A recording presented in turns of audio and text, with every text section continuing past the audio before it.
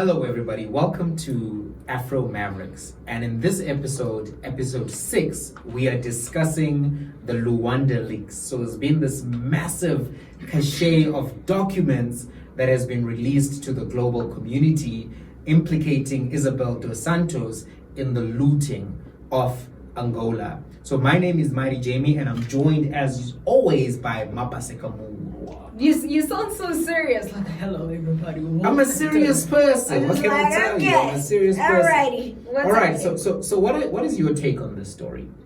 It's very interesting. Again, I'm gonna repeat myself and say nothing new. Yeah. Nothing new.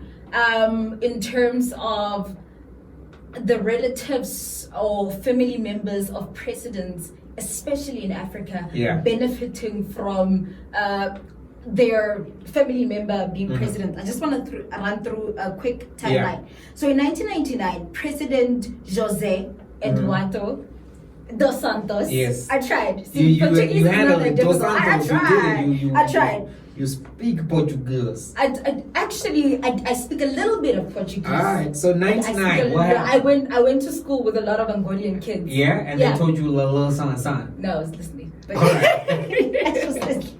So getting back to the 99. point. In 1999, the president of Angola somewhat pushes the state-owned diamond company Ndiama, right, to form a selling partnership, right? So then the company retained 51%. Yeah. And then somehow, some way, this amazing. By the way, I share a birthday with Isabel Dos Santos. Yeah. Yes. So she pops up and. It's a minute, you say. Oh. Keep going. So she pops up and she somehow now owns 24.5% of the state-owned entity, right? The constitution, however, prohibits the president, obviously, from enriching himself. Yeah. So now this is a case of him now benefiting his family member, right? So later on in 1997, he issues a decree saying that, look, when it comes to the telecoms licenses in the country, there needs to be a public bidding. So tender process like we have in South Africa. And then 11 months later, he changes his tune and he actually issues out a license to a company called Unitel, right? So Isabel Dos Santos shows up again. Yeah. With some stakes in that company. So it's a recurring case of Isabel Dos Santos consistently benefiting from the state, whereas President Eduardo is saying, look, we've got socialistic policies, and we need to ensure that the state retains ownership or the majority ownership in these state-owned enterprises for strategic purposes to subsidize our people. So we're looking at cement, diamonds, we're looking at telecoms, we're looking at oil, but then Isabel Dos Santos consistently keeps coming up and owning stakes in these state-owned enterprises. So that is for me. So I'm going to throw something at you and I want you to tell me what you think about it. So number one is, this for me is real state capture. It's demonstrable. There's evidence, credible evidence. Even before you go to a commission, you go to anything. And by the way, Isabel Dos Santos, her assets have been frozen in Angola. She's under investigation in Portugal. She's under investigation in the United States of America. She's now residing in the UK, in London specifically, where she owns a lot of properties using a United Arab Emirates passport and not an Angolan passport or a British passport, which she has rights to. But she's obviously, whenever people start using that kind of a passport regime, you know that something's up. So number one is, this is real state capture. Why do I say this? When you compare this to the fish rot leaks in Namibia, you see the same pattern of evidence-based research. So this international consortium of investigative journalists were actually able to corroborate the state capture. And I feel that it's something that the South African journalists were not able to do. So that's the first thing. Number two is, it seems to me one of the scams that Isabel Dos Santos pulled off was being able to brand herself as self-made through the influence of international publications such as Forbes and Fortune, because they would consistently rate her as Africa's richest woman. Yeah. Even though it was clear that there was some sketchy business. I remember asking myself, why do they keep giving her this title as if her money is legitimately acquired? I even remember when Nicki Minaj went to perform. I was like, why is Nicki going to perform when this lady has basically stolen her people's money? And just to put it in context, Angola is a population of 30 million people. They have the second largest oil reserves and the second largest oil producer in Africa. Lots of diamonds. And 30% of the country is living on under 30 rands a day. So when you compare that, people are living next to sewers. It's not a great state of affairs for over 10 million, because 30% of 30 million is 10 million people living in abject poverty. While Isabel Dos Santos owns properties in Portugal, New York, London. That's something that I find just problematic. But the other issue around cleaning up her brand seems to have come from international agencies that were laundering her money and taking care of the front end. So for me, these are the two takes that I think are important to start this conversation with. What would you say in response to that? I think I absolutely agree. I am Captain Kada. You are Captain. All right. I'm Captain Kada. But just to say, I think what the media has played on and what is I'm absolutely cringing to is that the constant saying or perception that, look, Angola has failed because of its socialistic policies. But that's not entirely the case, because corruption has been central to this issue. Whereas, yes, the policies could work had, the state-owned oil company that money been able to benefit the people. As opposed to benefiting private individuals. Isabel Dos Santos.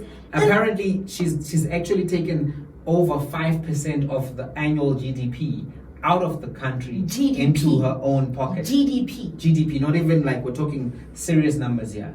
That's insane. That's crazy. So it's those. Well, this specific thing annoys me because now we're saying, okay, the dad was educated in the Soviet Union, and now we are saying socialistic policies they're not the way to go. And that's the annoying thing, because it could have worked had we not had corruption into play. So I think for me, it's important to note that, you've got two enemies. And I think this story and even the fish rod one in Namibia exemplify that quite well. You have the enemy within and what I'm going to call the enemy without, right? Which means they're outside. So if you look at the process in which the money looting was happening, 3 companies have been implicated in a major way. PwC, PricewaterhouseCoopers, an international accounting firm, one of the big 4. McKinsey, one of the big 4 consulting companies, and also Ernst & Young, which is another big 4. Where's Deloitte? Well, Deloitte and KPMG, they took a lunch break from this one. But think about this. So you've got these international companies helping facilitate money laundering. So basically what they do is they create shell companies in places such as Malta, places such as Dubai. These shell companies then absorb this money at the first level. In fact, when Dos Santos was fired from her job as CEO of Sonagal, well, I'm saying it wrong, but the Sonagal oil company, the state-owned oil company, she approved invoices of 53 million to a consulting firm, and most of the invoices just simply said for services rendered. She signed 900 invoices on her last day in office, and the consulting company that won these invoices or had these invoices cleared was one which is linked to her through a friend.